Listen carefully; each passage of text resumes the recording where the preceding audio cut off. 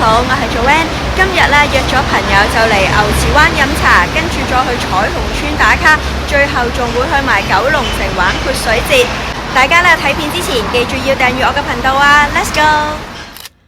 第一站我會去牛池灣村飲茶。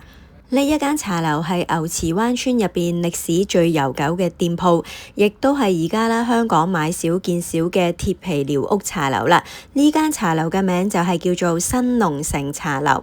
好可惜，當我出呢條片嘅時間啦，呢間茶樓已經冇再營業啦。因為要配合政府嘅重建計劃，所以新龍城茶樓喺2026年4月30日已經正式結業啦。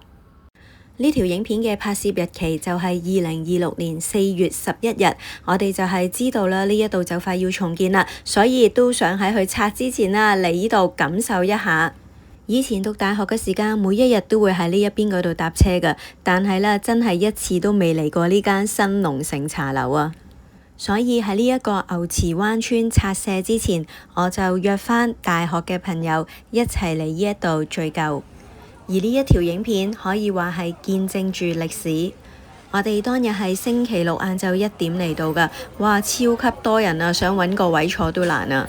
相信好多人同我哋一樣，都係想喺牛池灣村拆之前就嚟同呢一間酒樓 say 個 goodbye。一路都影個環境俾大家睇下嘅。咁呢一間酒樓啦，其實佢嘅地方都大㗎，而且呢，佢就分開啦，有一啲地方呢就係有冷氣，有一啲地方就係冇冷氣嘅。話晒呢間酒樓都已經有67年歷史啦，咁所以見到都充滿住歲月嘅痕跡嘅。當日我哋係有8個人一齊嚟飲茶㗎，所以揾位真係唔容易啊，因為佢係要自己揾位嘅。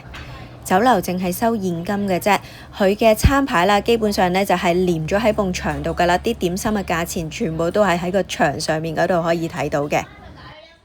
好嘅 ，Cheers！ 耶，飲杯。終於有位啦，坐定咗之後，我哋就派啲人出嚟攞點心啦。呢一度攞點心係自己行出嚟呢一個位啦，所有點心啊同埋啲煎糕啊都係擺晒喺呢一度噶啦。當日嘅酒樓係滿到瀉噶，所以你諗下要排幾耐先至可以攞到點心呢？要2籠蝦餃，有冇叉燒包啊？係啊，2籠燒賣，要芋頭糕、蘿蔔糕同埋煎腸粉，可以。佢話等啦，而家又要等啦。你坐邊度？阿哥食唔食？食。半路仔啊！食，細路仔啊！啲點心已經係不斷出㗎啦，但係由於排隊嘅人太多啊，所以有乜嘢我哋就叫乜嘢啦。同埋都諗唔到咁多啦，你睇下後邊仲有咁多人排隊，唔想阻住後邊啲人啊！攞完點心之後，職員就會即刻計數同埋俾返張點心卡你嘅。終於坐低飲到杯茶啦！我哋仲叫咗咩煎蘿蔔糕、芋頭糕同腸粉，等1個鐘啦吓。影一影俾大家睇，我哋叫咗啲咩食物啦？食物嘅味道係 OK 嘅，但係就唔係話好突出嗰一種啦。因為今日嚟主要係食個情懷啊嘛。酒樓大概係去到2點半就落場啦，所以我哋食完嘅時間出到嚟啦，哇！見到基本上都已經係清晒場啦。喺呢度要同新龍城酒樓講聲拜拜，多謝你為香港人服務咗咁多年。行上去飲茶呢度，而家落呢條隧道，過對面彩虹村，天主教堂後邊就係嗰個球場打卡位啦。呢間天主教學校嘅呢個位一上就應該係個球場啦。由於彩虹村都係即將重建，呢一個具有60年歷史嘅彩虹外牆將會成為歷史，所以我哋都一齊過嚟打卡。彩虹村最經典、最熱門嘅打卡位就係呢個七彩籃球場。籃球場有獨特嘅粉色系大廈背景，係國際時尚品牌同埋音樂錄影帶嘅熱門取景地。所以大家見到啦，星期六嘅下晝呢一個球場係冇人做運動㗎，全部都係遊客上嚟打卡。我同朋友都唔執輸，喺呢一度影返輯靚相先。影完相之後，我哋就搭地鐵嚟到宋皇臺站 B3 出口，呢一度一行出嚟轉彎就係九龍城廣場啦。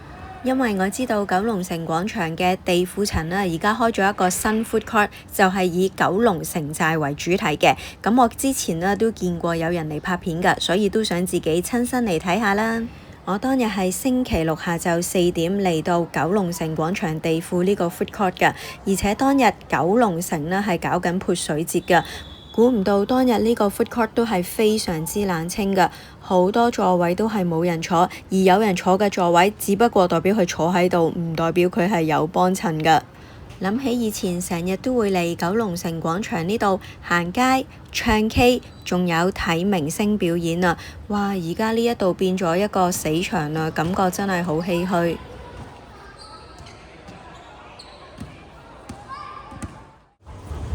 龍城美食潑水太繽紛2026。我而家喺裏邊嘅馬路邊冇人嘅喎。Hello， 大家好，我係做 Van。而家呢，我嘅人呢就係喺九龍城嘅賈炳達公園啦。呢度呢，連續2日呢就會有呢一個泰國潑水節嘅活動啦。咁呢一邊呢，就好似行年宵咁樣，有好多攤位呢係買嘢食嘅。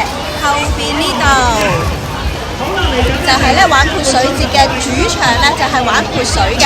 咁佢就會分時段啦，可以入去嘅。咁一陣間呢，就會同小朋友一齊入去玩。當日真係好熱鬧㗎，有好多人嚟玩潑水啦。而另外呢度亦都有超過50個泰式市集嘅美食攤位，仲有泰拳表演。我想讚一讚嘅就係當日呢啲美食攤位啦，佢哋嘅價錢呢係唔離地嘅，而且食物款式都係多同埋特別嘅。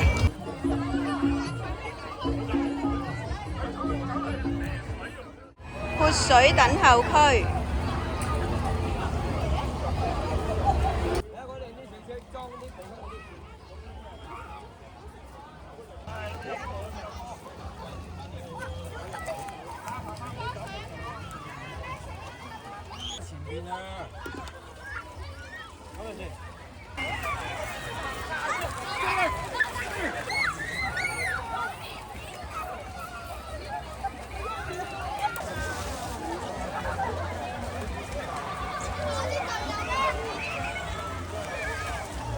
小朋友好開心喺度玩潑水，大人就臨走之前嘆返杯泰啤。嚟到九龍城呢度玩潑水節，玩完當然要食埋泰菜先至夠圓滿啦。呢個潑水節真係幫到周圍九龍城嘅店鋪嘅生意啊，所以當日嚟食晚飯嘅人非常之多。涼粉汁、糕點、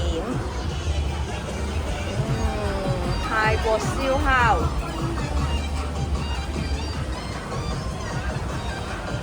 開到11點嘅。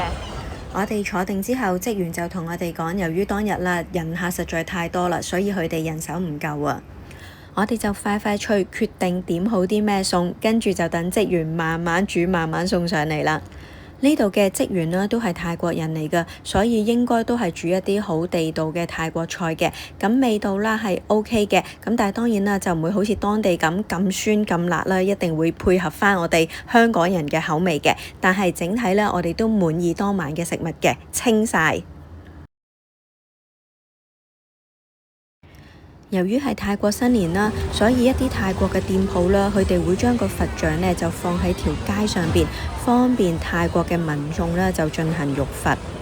雖然晚飯食到好飽，但係呢我都決定打包甜品買返屋企食。